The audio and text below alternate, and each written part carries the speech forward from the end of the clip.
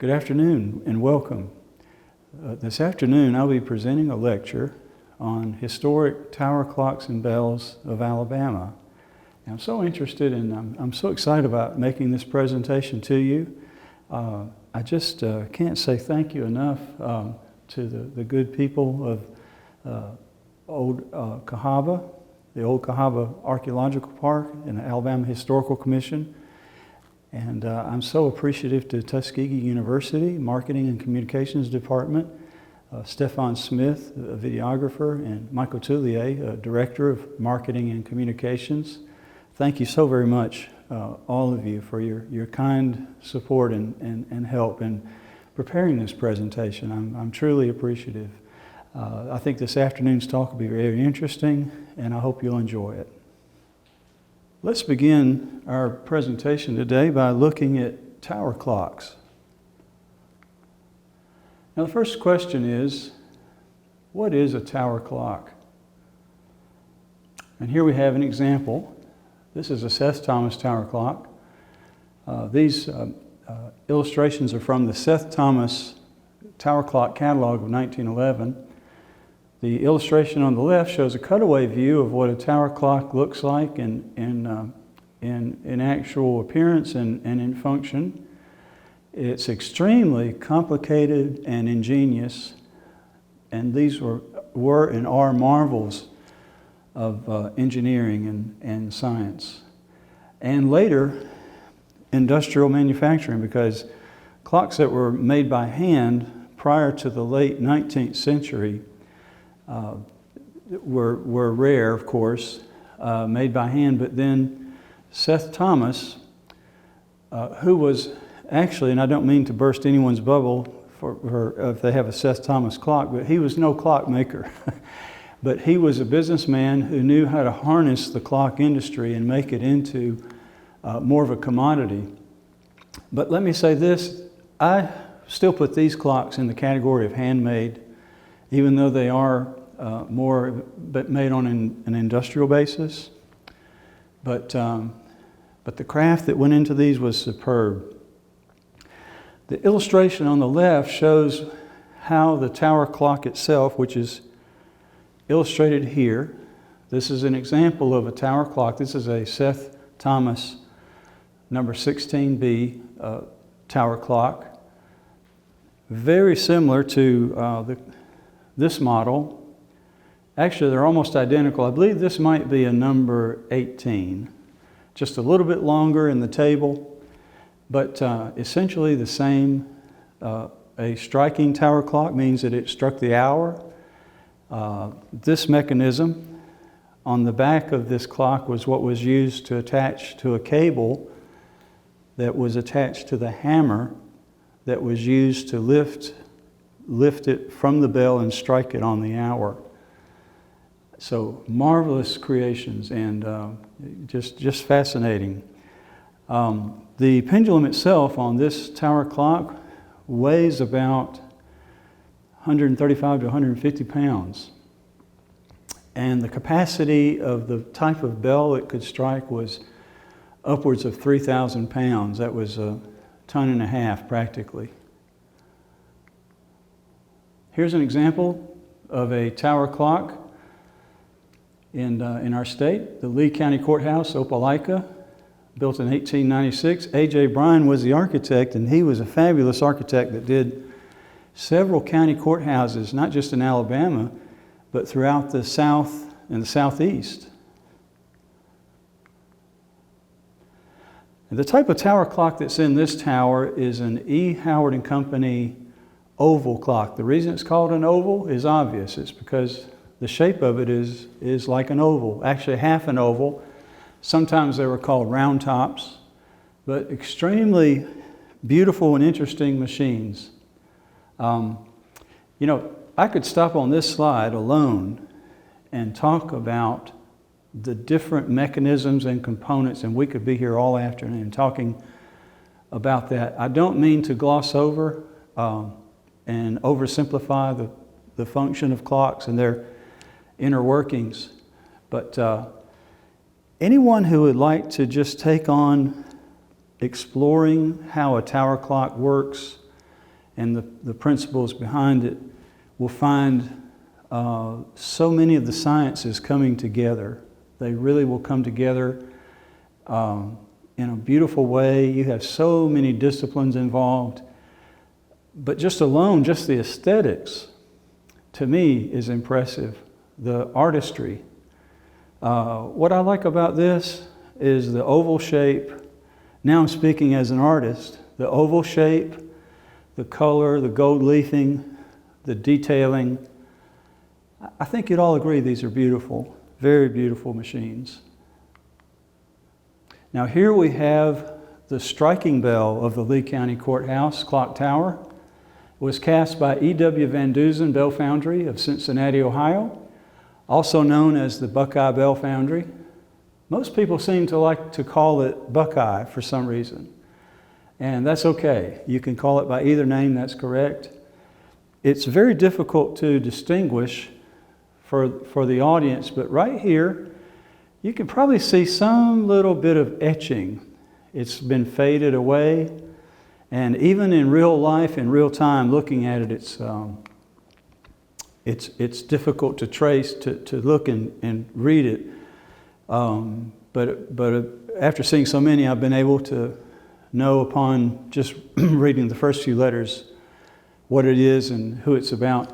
And this one says that this bell was commissioned by the E. Howard W&C Company, Watch and Clock Company of Boston and New York, 1896. That's the date on the bell. The same date as the building's completion date, you would suppose, or what's on the cornerstone. It's a marvelous bell, and this is the way it looks in the tower. By the way, I'll just take a little side note here and say that ever since I was young, climbing towers has been of great interest to me. Looking at a tower from the street, even when I was a small boy, I was always curious to know, what's up there? What does it look like? And that's still a great adventure for me, and now I'm 60. So I'm still a little boy inside. Just a little bit more information about this Van Dusen Bell or Buckeye Bell. You see this slide at the lower left. This is a view where I was on a ladder above the bell, and I just couldn't resist taking this picture. That's a very unique way of mounting a bell in a tower. I'd like to call your attention to these two bolts. The two bolts are always the indicator of a Buckeye bell. They always have those two bolts. So anytime you see a bell with two bolts, it's always a Buckeye bell. This is a close-up of the inscription, the E.W. Van Dusen Company, Cincinnati, Ohio.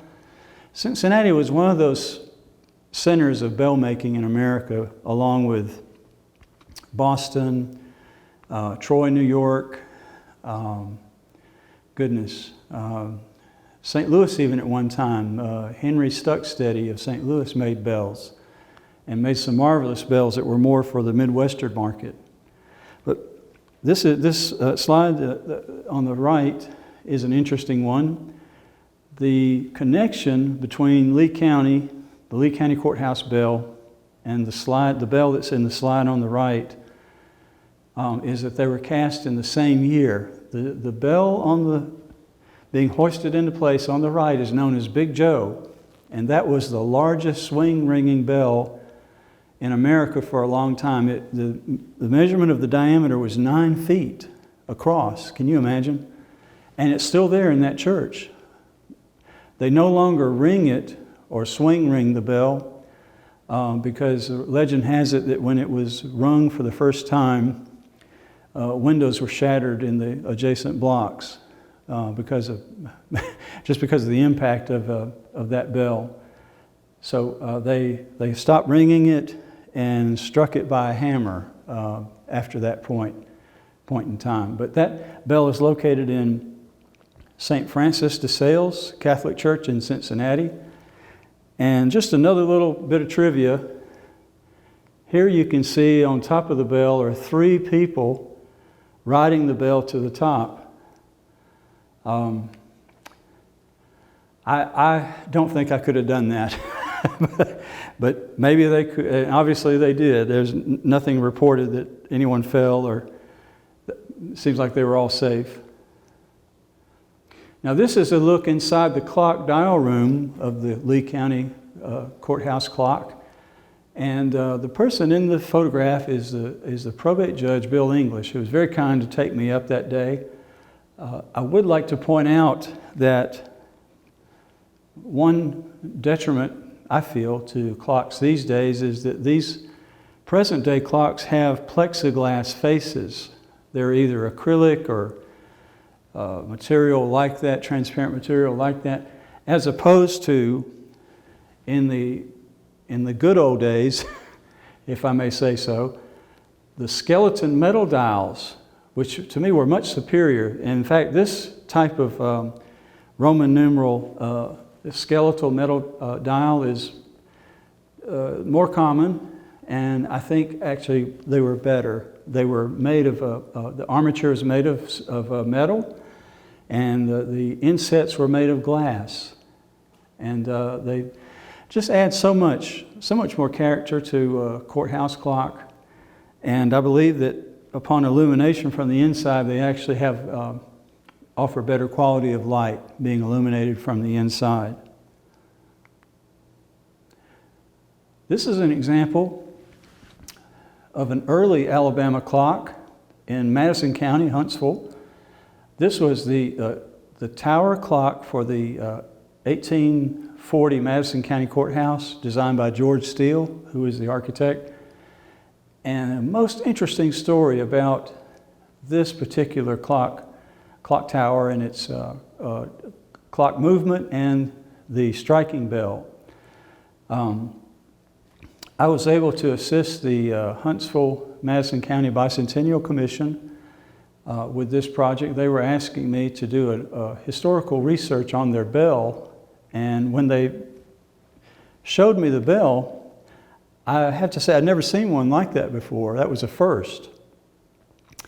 I'd never seen a bell cast by T.I. Dyer Jr. in any tower I'd been in Alabama.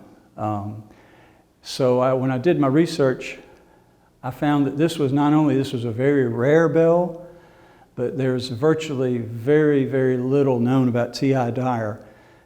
Even in Pennsylvania, the local historical and state historical societies don't know much about him. And this is not a reflection upon them, but sometimes bell founders, when they close their business, it's possible they burned a lot of their records. We just don't know. But the Hagley Industrial Museum in Delaware furnished me with letters written by Mr. Dyer and his son to the DuPont family. And he did business with them and cast bells for Mr. DuPont of the famous DuPont Corporation. At that time, he was making explosives and gunpowder and casting balls for shot and that sort of thing, and he needed bells for his factories. And so T.I. Dyer did business with him, and I found out a lot about T.I. Dyer just through, there were 8 letters, that was all that they had. Of all the research that they had on the DuPont Corporation, they just had 8 letters from T.I. Dyer. But those are golden, that's what you call research gold. Now, at the same time, with respect to this, the county courthouse clock here, they had a clock made by Jacob Custer, who was known as the Wizard of Norristown, Norristown being a suburb of Philadelphia. Both Custer and Dyer were from the Philadelphia area, and most of the time clockmakers did business with bell founders in the same area. It was convenient and they knew each other, and it just stands to reason. But this clock, actually, when they demolished the second Madison County Courthouse, both of these artifacts made it to the second courthouse, and when it was demolished, the bell survived, and the clock is unknown as to its whereabouts right now. It may be gone and lost completely. But this is interesting. Alabama has these rare artifacts, extremely rare. extremely invaluable. We'll talk now about early bells of Alabama. We'll begin with the Lafayette Bell. This is known as the Lafayette Bell because it was rung during the visit of the Marquis de Lafayette when he came to Montgomery in 1825, upon which he journeyed west to Selma, then to Cahaba, and finally to Mobile. It's known as Alabama's Liberty Bell, but it was also used in Freeney's Tavern as well. And Mr. Freeney rang this bell on a regular basis at 5 o'clock every day for the tavern. This bell is in the Department of Archives and History in their newest section on Alabama history, and you can see it, and it's in beautiful shape. Here's the Statehouse at Cahaba. This is an artist depiction of what the Statehouse probably looked like. There's no surviving photograph. Photography was not around at that time in history, but there seem to be some collective memories of the Statehouse, and there is a written description of it, and this seems to pretty much fit the bill. We do know that the cupola on top here survived the Statehouse and is now been relocated to another building, which was done in 1830, if you can believe that. Even back then, people were salvaging parts of buildings. And here we have that very building. It's the Lounsboro CME Church in Lounsboro, Alabama, and Major William Robinson of Lounsboro went to Cahaba to get that dome and brought it to Lounsboro by a team of oxen and placed it upon the church there back in 1830. Now, there is a bell inside this dome. They called it a dome instead of a cupola. But this bell is not the Statehouse bell. It couldn't be because it was cast later. It was cast in 1856. So my belief is that there was a bell in the old Statehouse, the first state capitol building at Cahaba, but we don't know its whereabouts. And I would say it is my guess that there was a bell. No, there's no written record, but it just stands to reason if you build a state house, you'd have a bell. I mean, it just makes tremendous sense, especially in the time of frontier Alabama. But this bell that hangs in the church now was cast by Register and Webb of Baltimore, Maryland, and it's a very fine bell and rare, very rare. The Register and Webb bells are nowhere to be found. So this is one of Alabama's significant treasures in having a Register and Webb bell here in our state. Here we have St. Luke's Episcopal Church in Cahaba. This is a beautiful structure designed by Richard Upjohn that at one time featured a tower that was prominent in its design and architecture. That tower featured a bell that was cast by the Meneely Bell Foundry of West Troy, New York, cast in 1854, which tracks with the church's timeline for construction. This bell eventually came into the possession of the Rehoboth Methodist Church, and then after the Rehoboth Methodist Church was dismantled, the whereabouts of the bell became unknown. But nonetheless, it did have a Meneely West Troy bell, and was a fine bell. And you can see on the right, that's a illustration from the Meneely catalog from 1876 showing their typical church bell, and that's what this bell that would have been in this tower looked like. So very interesting, and so much that's interesting about this church. This church was moved from Cahaba to Martin Station and became under the ownership of another congregation. And then it was moved back to Cahaba from Martin Station. And when this church was in the process of being relocated, students from Auburn University and Old Cahaba personnel found this old bell in the attic. And this was a bell that was cast by C.S. Bell, Charles Stevens Bell of Hillsboro, Ohio. The casting date is unknown, but it is not from the era of Cahaba as state capital, because C.S. Bell did not begin casting bells until after the Civil War. And now the Historical Commission is working towards returning the bell to its rightful owners, the Zion Baptist Church, who worshiped in the old St. Luke's Church at Martin Station prior to its return to Cahaba. So it's an interesting story and an interesting bell. And in addition to the Manili West Troy bell, it's a great narrative about this church and the church's story, in its original placement at Cahaba, moved to Martin Station, and then back to Cahaba, and the discovery of an unknown bell. So very interesting, and I would like to say very commendable on the part of the Alabama Historical Commission and Old Cahaba to do what they are doing to return this bell to the Zion Baptist Church. That's just so highly commendable. I'm so excited to be able to make this announcement. Here we have the 1829 state capitol at Tuscaloosa. The architect was William Nichols. He was the architect who designed the original University of Alabama buildings and campus layout, which was unfortunately burned during the Civil War. But here we can see that there is a bell at this Tuscaloosa state capitol. You can see it slightly.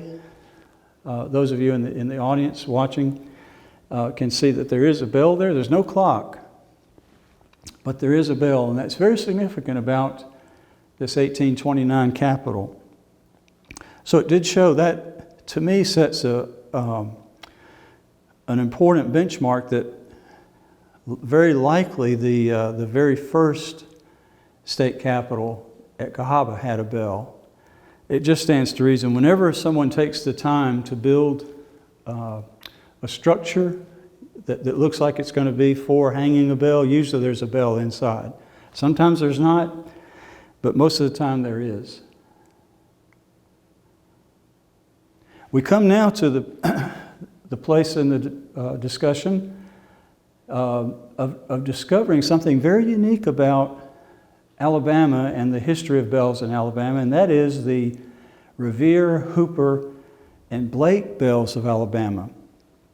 What's really important to remember and to know is that when you see these three names, Revere, Hooper, and Blake, these are all a family. Of course, Revere is the parent, and these are the offspring. But nonetheless, they're all family. And in Alabama, we have Revere bells, we have Hooper bells, and we have Blake bells. And the Revere bell, we have one Revere bell in Alabama. That's the original article, has the Revere name, was made when the Reveres ran the company. But we have other bells which were made by Hooper and Blake, which count as being in the family, or we should say in the legacy of the Revere tradition, therefore being, you can say, Revere legacy bells or Revere successor bells. They have a connection to Revere. There's no question about it. First, we'd like to look at Paul Revere. The story of Paul Revere as the Midnight Rider is the most famous entry in history about him. It would do well for the audience to read the account again of his midnight ride, because the poem by Longfellow is not exactly according to the historical account. And most people don't get it right, but that's okay. I mean, we know he did ride to help save the beginnings of our nation and to help in the fight against the British, and that's the most important thing. It's all important. No, don't get me wrong, but that's his primary reputation. But Paul Revere had a secondary reputation as a metalsmith, an artisan, silversmith, coppersmith. He was excellent. Anything he did with his hands, he was a superb artist. And he could make anything out of metal. He was a very gifted man. By the way, his name was anglicized. His father did that. Originally, his father's name was Apollos Revoir. And due to difficulties in pronunciation and in spelling, he simply changed his name to Paul Revere. And so Paul Revere became Paul Revere. I think when he was born, I think he was Apollos Revere, Apollos Revoir the second or junior. But let me say, when you start studying the Revere family line, it gets very confusing at the first because of who is the first, who is the second, that sort of thing. So we'll keep it simple. This is Paul Revere that we know as the Midnight Rider and artisan extraordinaire and bell maker. He made fabulous bells. And the story of how he began making bells began in his own church when his church bell cracked. And there was talk of shipping it back to England. He got wind of this, went to the church leaders, to the vicar, and asked permission to try to recast the bell, or fix it or make a new one, and permission was granted, and so that's what he did. And he had help from Colonel Aaron Hobart, who was one of the first bell makers in America.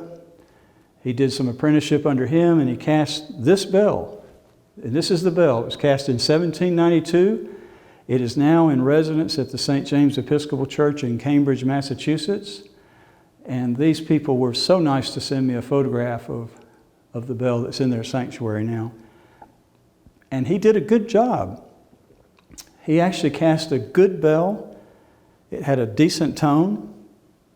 If you were able to look at the bell and see the photograph enlarged with some editing of nuances, you could see that the bell is not smooth, as most bells are. It was kind of patchy because it showed that he was trying to perfected the art of making the mold, but he did a good job. And the bell rang and had a decent sound. But the thing that's noted about Paul Revere and the sound of his bells initially was that they sounded okay. They were okay bells. It may have been either his vicar or another one in his denomination who made the remark, "We may all be glad that Mr. Revere can make us a bell, but we may not all be glad for the sound of it." So that's the quote. But Paul Revere did well. He did well on his first bell. Here in Alabama, the first bell, the only bell rather, in Alabama was cast for the Tuscaloosa Methodist Church, as it was known at the time. Now it's First United Methodist Church. It was cast in 1828. It was the gift of Samuel St. John Jr. and Joshua B. Levins of Mobile. In 1828, the church was a wooden structure. 100 years later, they were demolishing it, and Bishop Clare Purcell was walking outside inspecting the work, and he looked over and saw a pile of debris and noticed this bell. It was the description talks as though it was in the pile, not just on it, but in it. And Bishop Purcell ordered the bell to be cleaned, removed from the pile, cleaned, and hung in the church, or rehung rather, to ring prominently for the congregation. We just all can be so thankful for Bishop Purcell and his foresight to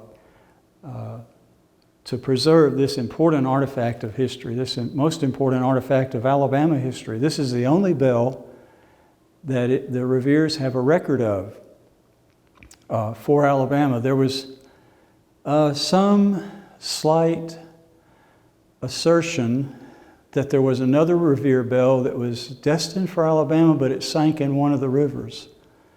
But that's been totally unproven at this point. But this we do know. Interesting thing about this bell is the date is not on it. The date is in the records, in the Foundry records. It says it was cast and shipped in 1828, but there's no casting date on it. And I have to tell you, when I went in the tower, I just had to touch it. It's just that special to me. To be able to touch something like that from 1828, to know that the hands that shaped that bell, Revere family, William Blake, who was their master bell caster, it was a great experience. And it's in beautiful condition, and it has a beautiful sound. Here we have Henry Hooper.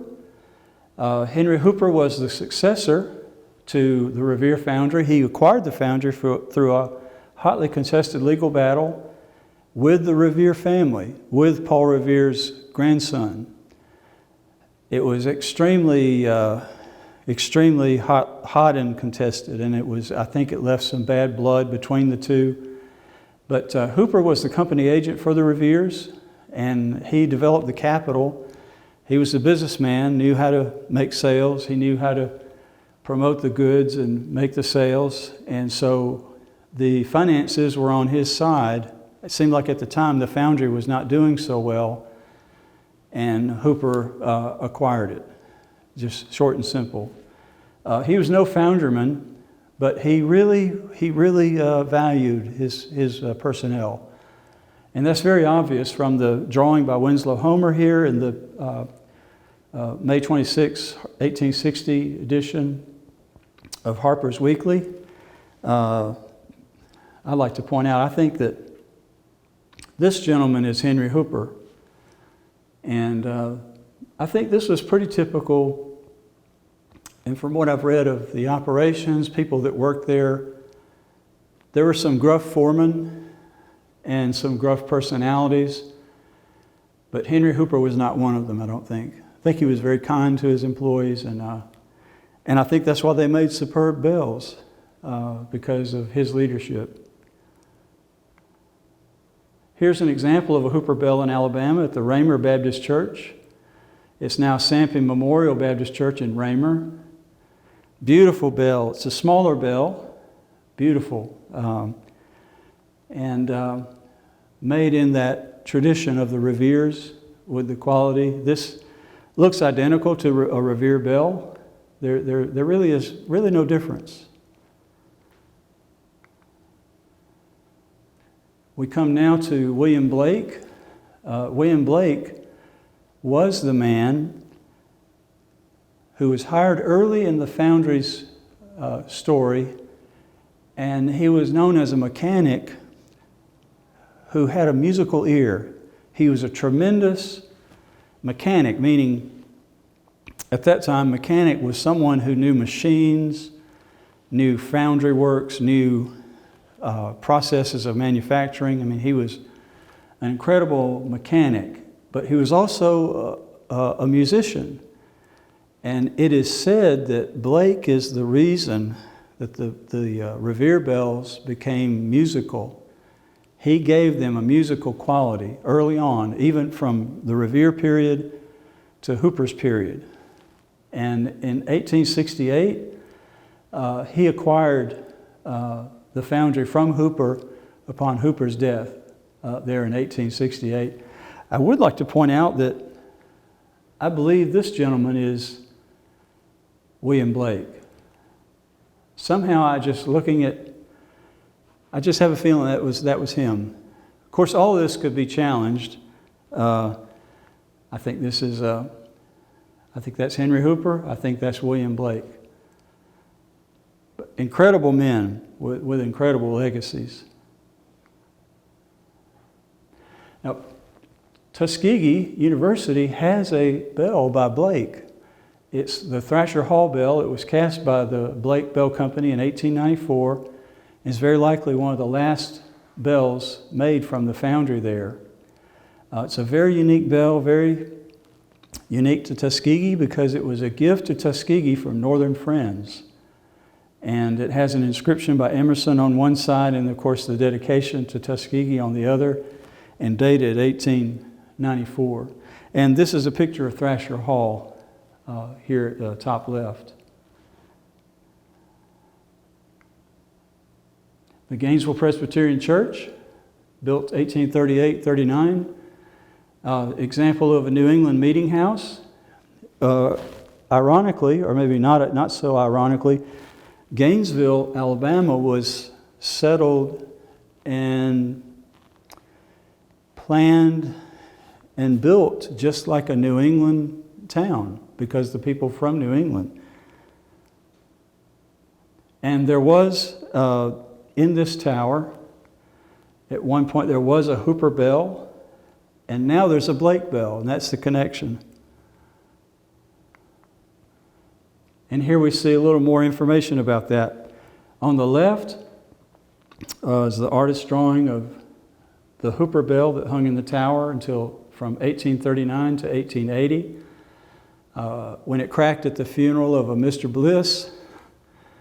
Don't mean to laugh at all about it, but Mr. Bliss, I should apologize. But it was replaced by a half-ton bell cast by Blake with silver dollars added supposedly for a sweeter sound, and that's the Blake bell on the right here. Now we come to the story of the Liberty Bell in Alabama. Liberty Bell and its connection to Alabama. This is an advertisement for John Wilbank, who is a bell maker, bell founder. This advertisement is about 1830. And of course on the right is the Liberty Bell, cast in 1752 by the famous Whitechapel Bell Foundry of London, the same foundry that cast Big Ben, that's in the clock tower, the famous Big Ben clock tower, which was named for the bell itself, and then it became the clock tower. The name of the clock tower was co-opted from that.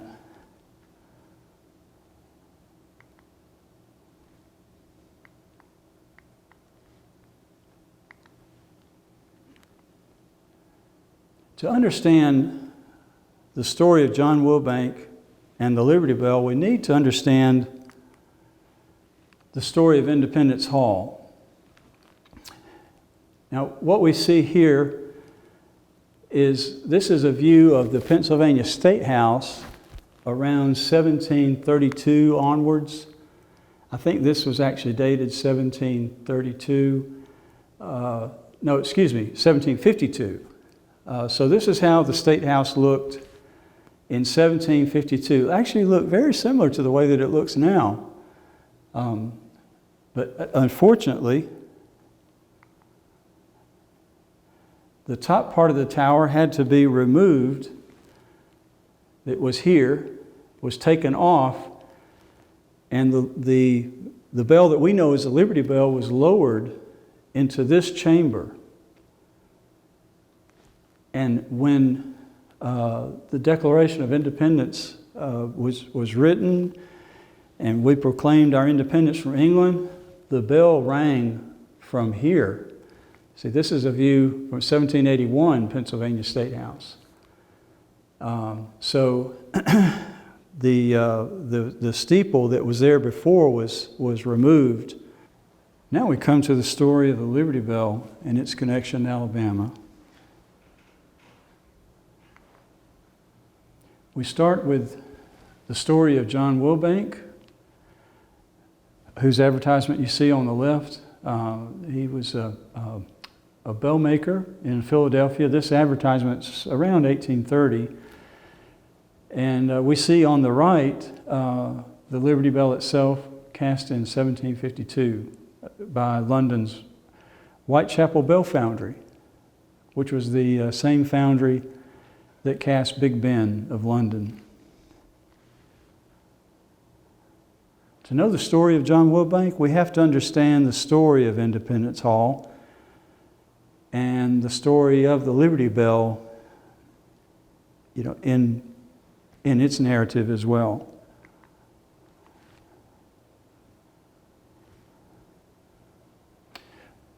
This is a picture of the Pennsylvania Statehouse in 1752. It was begun in 1732, and of course we know it as Independence Hall, but back then it was known as the Pennsylvania Statehouse, and the bell, known as the Liberty Bell, was known as the Statehouse Bell, and eventually became known as the Old Statehouse Bell. So if we understand that, and we kind of see the progression of Independence Hall as it was modified, altered, and changed into the appearance that we all know and love today, we can understand the story of the Liberty Bell as well. So let me just point out that this was the original tower, and this is how it appeared in 1752, and around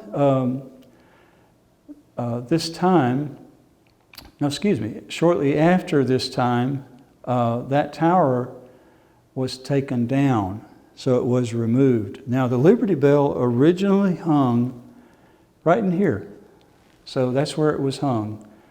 And like I mentioned, the tower was rotting, it was deteriorating, so they decided to take it off.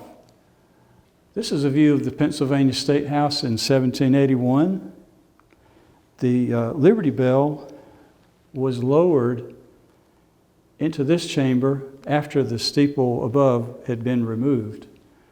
And so when you see this view, this is how Independence Hall looked at the time of our Declaration of Independence from England. Now, if we fast forward to 1828, that was the year that measures were taken to do additions and alterations and renovations upon the old Pennsylvania Statehouse. The architect William Strickland was hired to design this new steeple, which was going to include a clock, a tower clock. And the commission for John Wilbank was to cast a new bell for this tower and remove the old bell from the tower and basically cart it away. And the term that they used at that time was drayage. They said, we'll pay you $400 for drayage, meaning take the bell down and basically cart it away. And John Wilbank said, I'm paraphrasing, wait a minute guys, $400 is not enough money to take this old bell down and cart it away. So you need to pay me more. The old bell being the Liberty Bell, the one with the crack in it. So a dispute went back and forth between them, and it ended in a court case.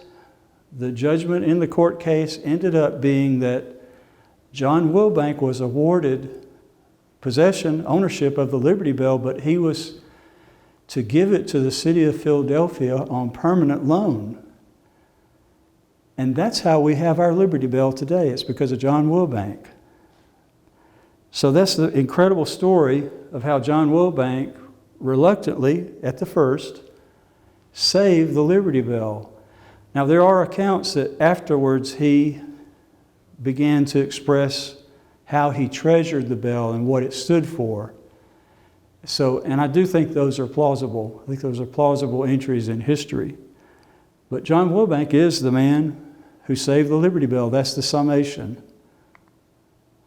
And here in Alabama, we have a connection to John Wilbank. And here it is at the Greensboro Presbyterian Church. This is a bell that was cast by John Wilbank in 1841. It's a beautiful bell. You can see it if you drive by the Greensboro Presbyterian Church. You can actually get out of the car and go up and look at it and touch it. It's incredible. You can see the inscription here, cast by J. Wilbank, Philadelphia, 1841. So we have a connection in Alabama to the man who saved the Liberty Bell. I just think that's fabulous. Not many people know that the Liberty Bell traveled to and through Alabama twice. It was part of the first excursion by railroad, from Philadelphia, one of 3 such trips.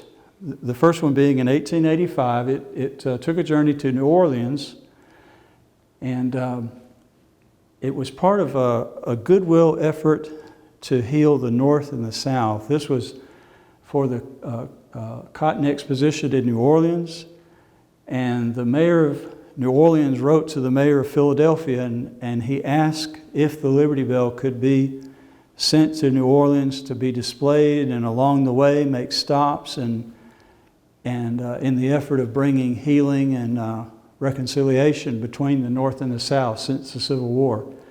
And it did accomplish that in a great, great part.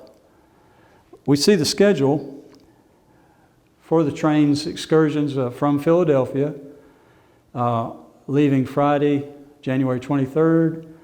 We see the different cities it went through, coming down to Birmingham, to be there, arriving in Birmingham at 3 p.m. Now what's incredible is that the account for its arrival in Birmingham was that it came at 4:30 in the afternoon. So it was an hour and a half late, but it was greeted by a huge throng of people, and I think the estimate was 2,000 people greeted it, and this was at the Birmingham terminal there on the tracks next to the train shed, passenger shed, and there were people sitting on top of the train sheds, people sitting on top of boxcars, children just screaming to be able to touch the bell. And a lot of pandemonium, a nice kind of pandemonium, a lot of excitement, joy, cheer to see this great bell. Of course, there were speeches by the dignitaries there in Birmingham, and then the bell moved on to Montgomery, then to Mobile, and then to New Orleans. It did make a return trip, and it was has been said that it went through Tuscaloosa and Birmingham on its way back to Philadelphia.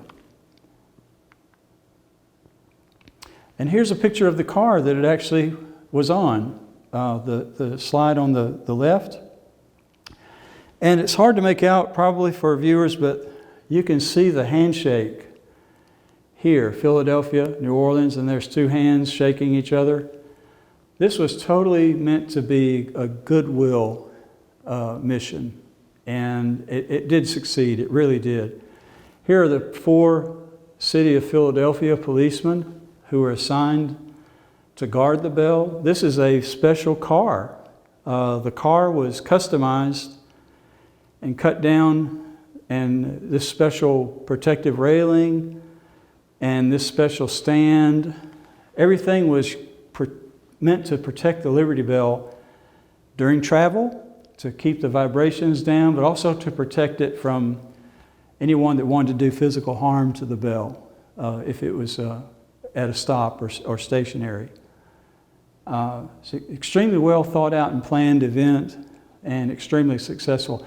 The slide on the right is actually a newspaper account from the Iron Age Weekly, which was a newspaper in Birmingham in the 1880s.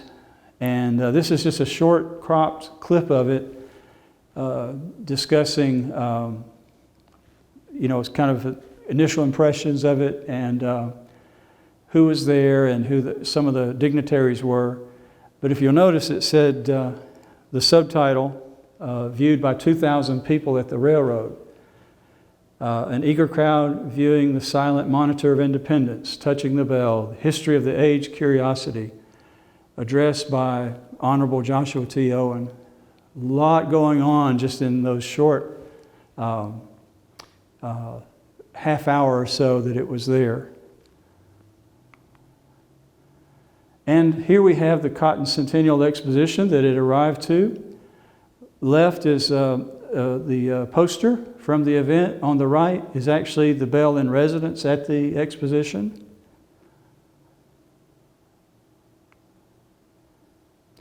And we in Alabama are fortunate to have our own replica of the Liberty Bell that was given to Alabama during the U.S. Savings Bonds drive of 1950, or I should say in the 1950s. It's a beautiful replica. It was made by Picard of France, the Picard Bell Foundry of France, which has been in operation for centuries and have produced fabulous bells, fabulous bells.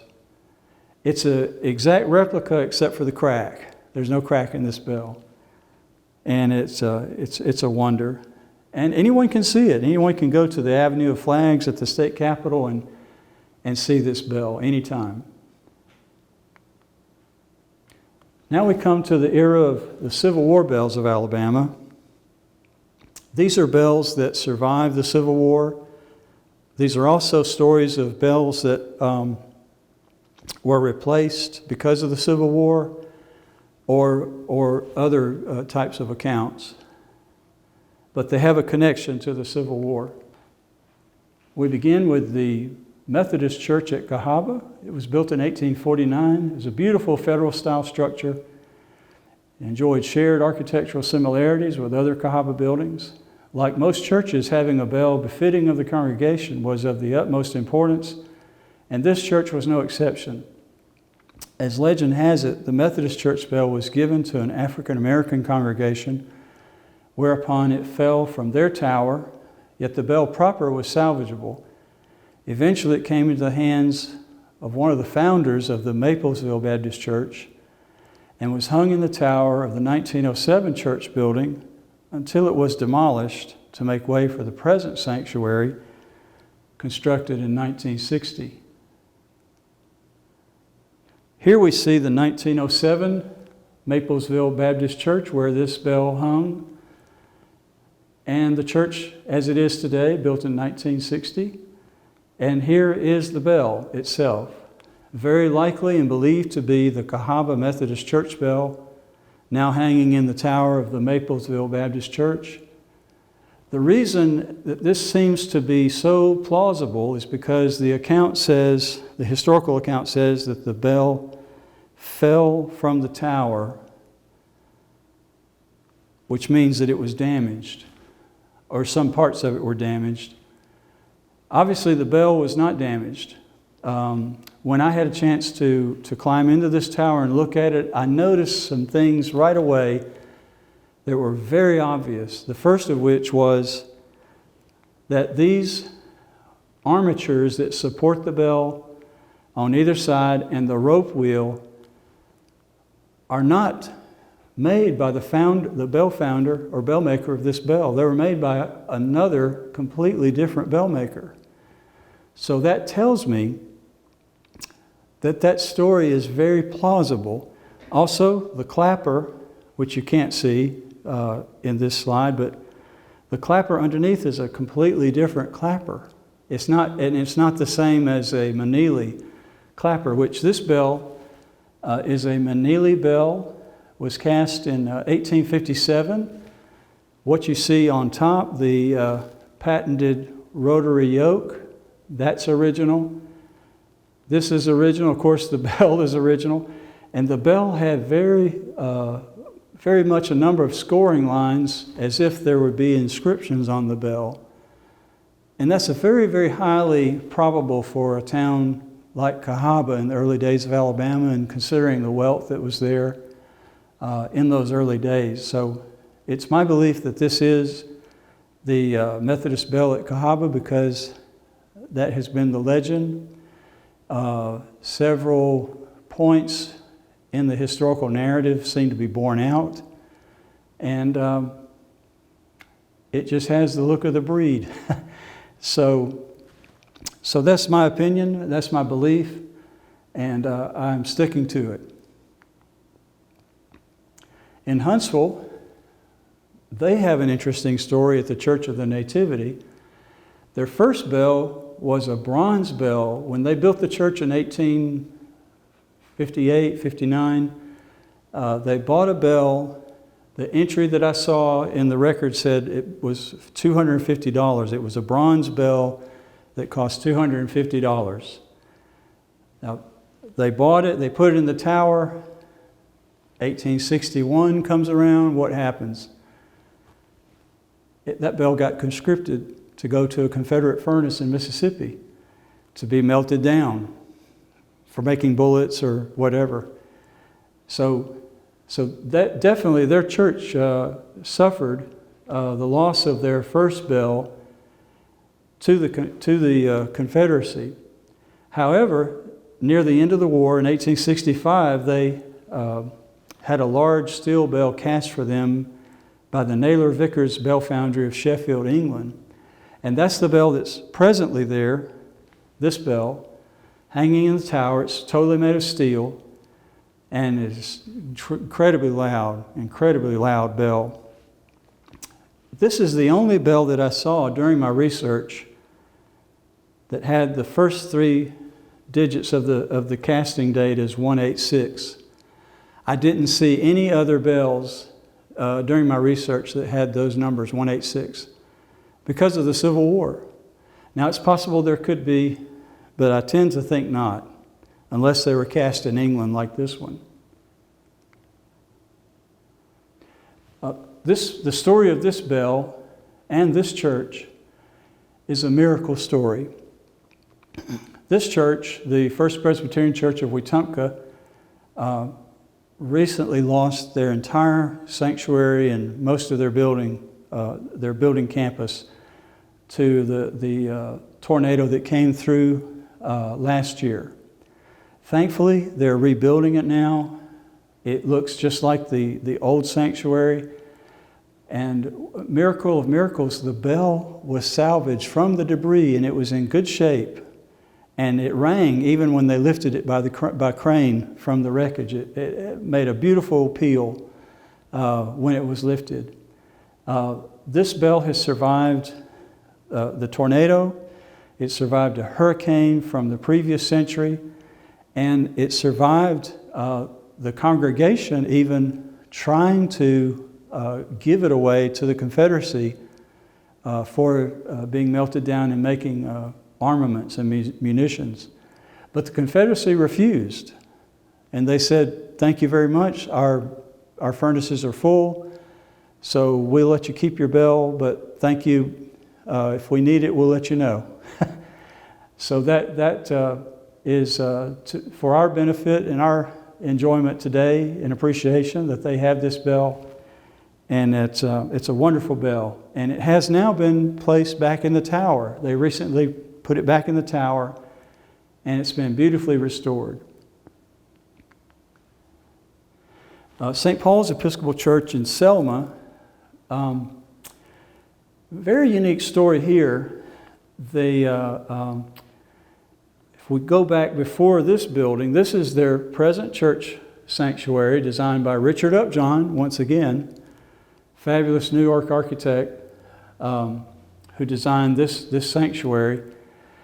But their previous sanctuary was burned during the Civil War by Wilson's raiders. Now that sanctuary, I think, very, very likely had a bell and was lost. There's no record of the bell in the church archives, but I do think that they did have a bell. When you have Episcopal churches, two things about Episcopals: they have bells and they have organs. So I think that very likely they had a bell. And of course, when Wilson came through, it was burned to the ground. I mean, it was just nothing left. So They rebuilt the church with this structure, and in 1888 they received this beautiful chime stand that's in the tower now. This is a photograph of the bells that are there now. And it's my belief that these replaced the previous bell or from the previous building that was burned. And probably it took that long for them to generate the money to have a chime stand. There's a lot that we don't know. Or that it could have been an exclamation mark upon the new sanctuary. More investigation and more research is warranted, but no doubt about it, this was something that they did during Reconstruction, and it's very important. So this is tied to the Civil War, definitely.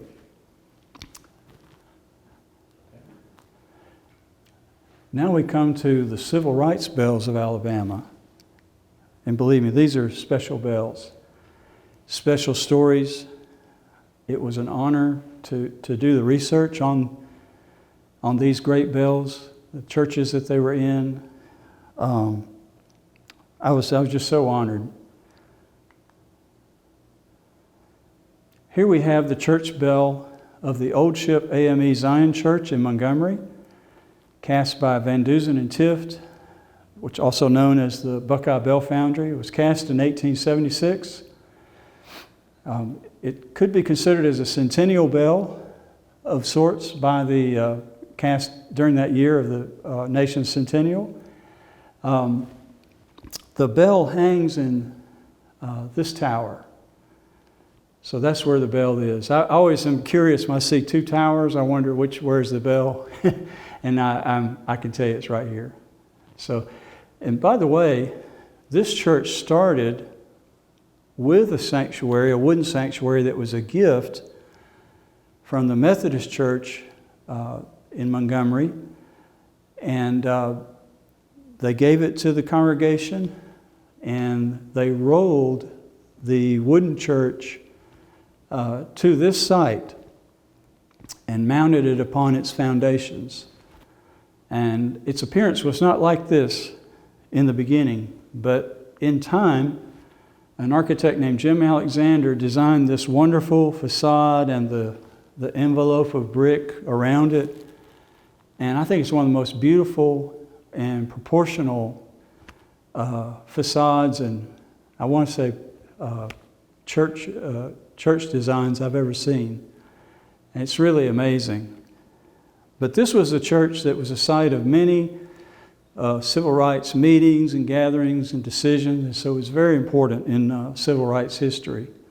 The name of the church came from the time when they were rolling the church on logs to this present location, the old wooden church, and someone called out from the street and said, "Well, what are y'all doing there?" And one of the church members reported back and said, "This is the old ship of Zion, and we're moving along." It was a beautiful story and became the name of the church. Here we have the church bell of the First Baptist Church, Ripley Street in Montgomery. This was a refuge place for the Freedom Riders in 1963, including Congressman John Lewis, who was from Troy, Alabama. I did not know that until early 2000s. I learned that. But it's a fabulous bell. It was cast by the Meneely Foundry in Troy, New York, the Clinton H. Meneely Bell Foundry. It has a beautiful inscription on one side, a scripture reference, peace on earth, goodwill to all men, and the names of the deacons and the pastor. And also there's a date on the church on this side of 1911. But on the other side it says that the bell was cast in 1912, so it's a little bit of a curiosity.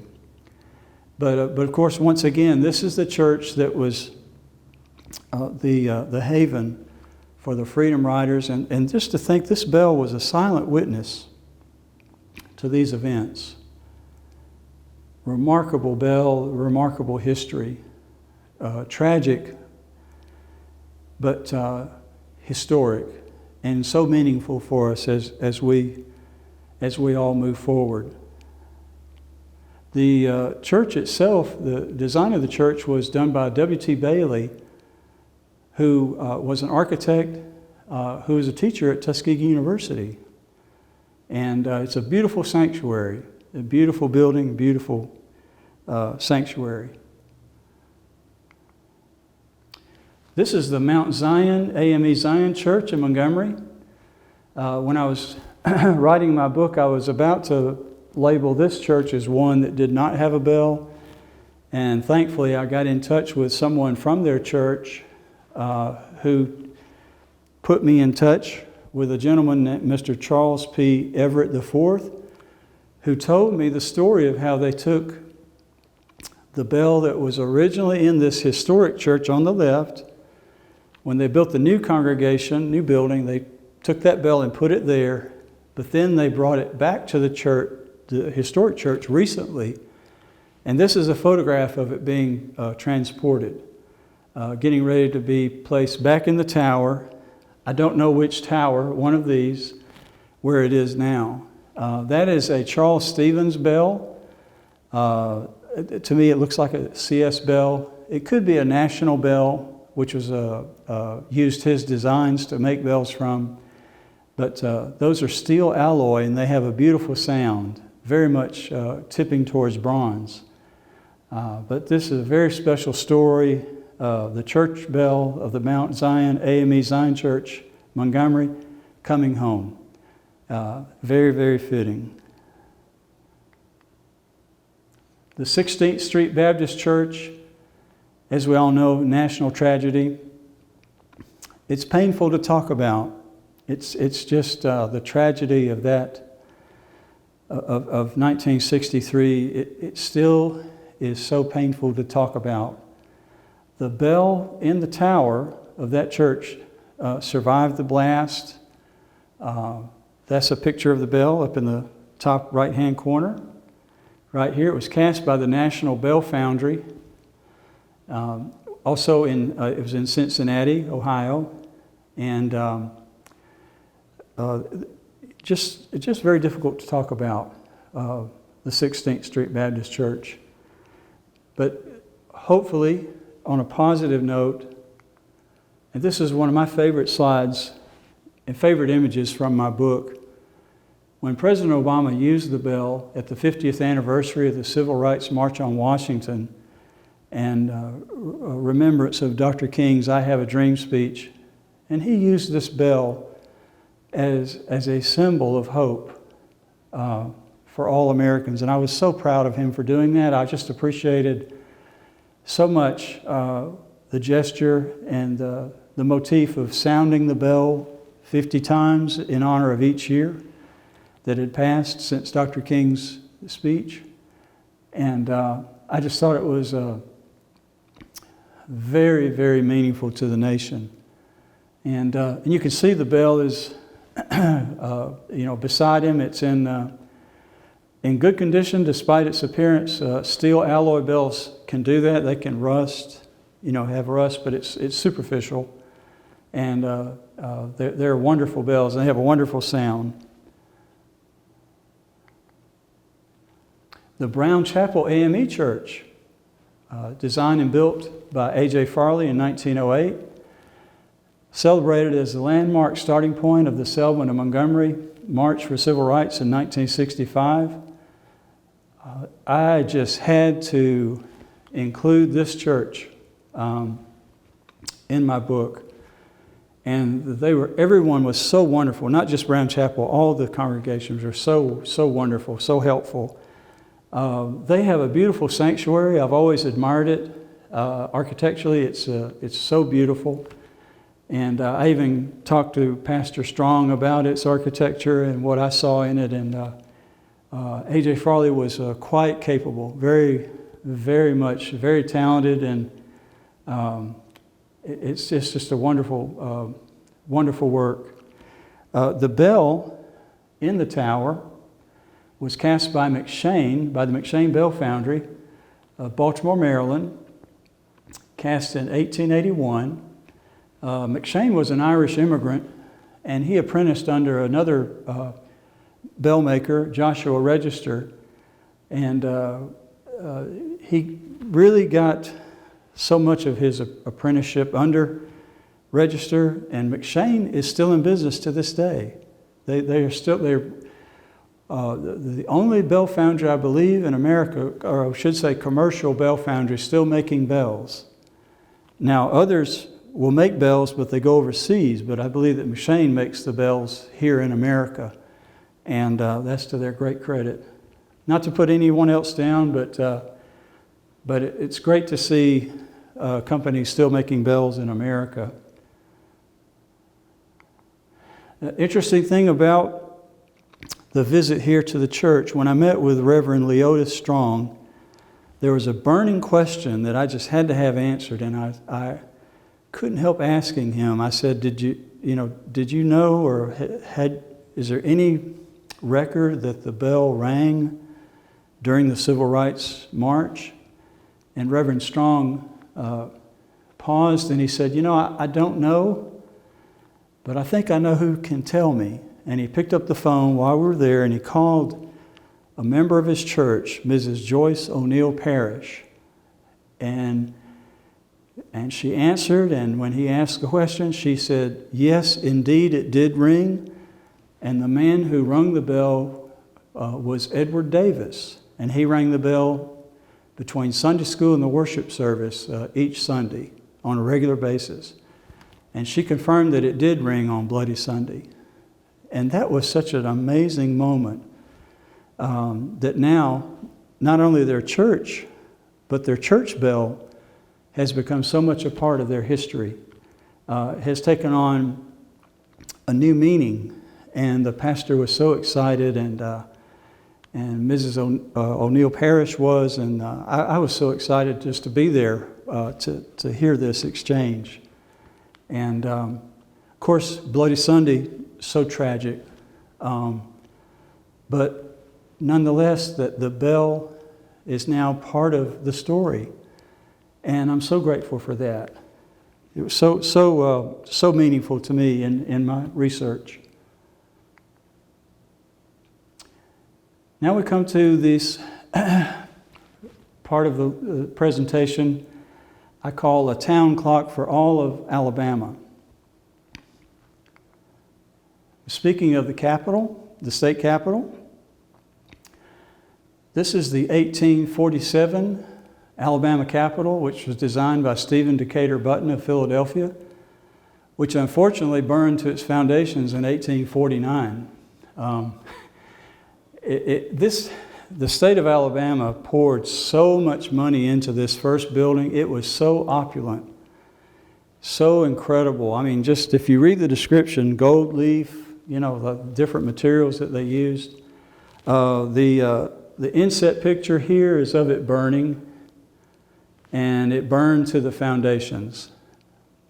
Very, very sad. It did not have a clock. Interestingly enough, there's no clock shown in this rendering by the architect, and when it was built, there was no clock. Now, when the rebuilding of our capital began, and when it was completed, there was still no clock. And so the people of Montgomery began talking among themselves, and they were saying, we sure would like to have a town clock. We don't have a town clock, so we really need a town clock. And I think they looked around and spied the top of the portico of the Capitol and said, that's a great place to put a town clock. So they petitioned the legislature, and in February of 1852, the legislature passed the enabling legislation to allow the city of Montgomery to put a town clock on top of the Capitol's portico. Our state capitol is the only state capitol in America to have a clock, to have a tower clock. Isn't that interesting? And so unique. There's not another one. You can look. I've looked. I tried to look at previous state capitals in other states, and I didn't see a clock. The only thing I found was a clock in the chamber of one of the Midwestern states. It was on the wall in the rotunda, but nothing else. So we are very, very unique. And on top of this portico, and behind the Capitol clock edicula, just to learn an architectural term, this housing for the clock, it's like a Greek temple, it's called an edicula. There is a clock bell behind the clock house, if you will, if you want to call it a clock house. And this bell was cast by Henry Hooper of the Revere legacy, cast in 1850. It's been described as being almost as large as the Liberty Bell. It's amazing in size, the tone, the sound of it, just to strike it a little with your hand, or sounds very good. The interesting thing, it was made in 1850. This was cast in 1850, yet the legislation was 1852. It presents a mystery. But it is from Henry N. Hooper, who succeeded Paul Revere in the Revere Foundry works. Here's something that was preserved when work was done on the clock at one time. This was from the time in the 1930s when the clock was electrified. And I'd like to say that that was unfortunate, that the clock was electrified, because they destroyed the clock. They destroyed everything that was meaningful about the clock, was just ripped away. But this was G. Paul Rawlin and V.R. Lyon who assisted. They said they repaired and rebuilt the clock March 1934. Well, I couldn't disagree more. On the left, this is the result of what they did to the clock. On the right is the way the clock originally looked. This is the clock that's in the tower of the Jamaica Plain Unitarian Universalist Church in Jamaica Plain, Massachusetts. If you can see the difference, this is a tragedy. This was what the clock looked like. It was made by Howard and Davis of Boston. It's believed to be this one, which is now in the basement of the state capitol, is believed to be one of 20 left in the country. And it should look, once again, like the one on the right. This was its probable appearance when it was installed atop the Capitol. It's very tragic.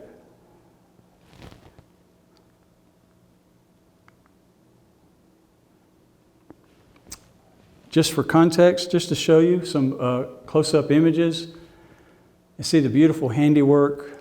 This clock was restored by David Groff of Kittery Point, Maine, who is he's an outstanding clock artisan, and he restored this clock to perfection. You can see the way that they signed the name Howard and Davis. Now, Howard is the same as E. Howard, Edward Howard, who became E. Howard Watch and Clock Company that we discussed earlier. And this was when he was in business with Mr. Davis, circa 1851 to 1856, possibly, before the name changed. And Davis left, and eventually he became E. Howard Watch and Clock Company. I close with this thought, and I'd like to say that it's my hope that the Capitol clock may one day be restored to its original condition and original beauty and grandeur. There's so much to celebrate about all of our clocks and bells in Alabama, and I'd also like to draw attention to the beautiful bicentennial bell here at lower right, which was cast by Marshall Christie and the Sloss Furnace team at the Sloss Furnace in Birmingham, Alabama for the bicentennial. They did a beautiful job. It's made of pig iron, and it has a beautiful tone. It sounds very much like bronze, so he did a fabulous job. But I'd like to close by just sharing that we must cherish the gifts of our time that our ancestors gave us, for in cherishing them, we better understand their time, and so in turn also better understand our own time, and in turn help those ahead of us better understand their time. And I thank you.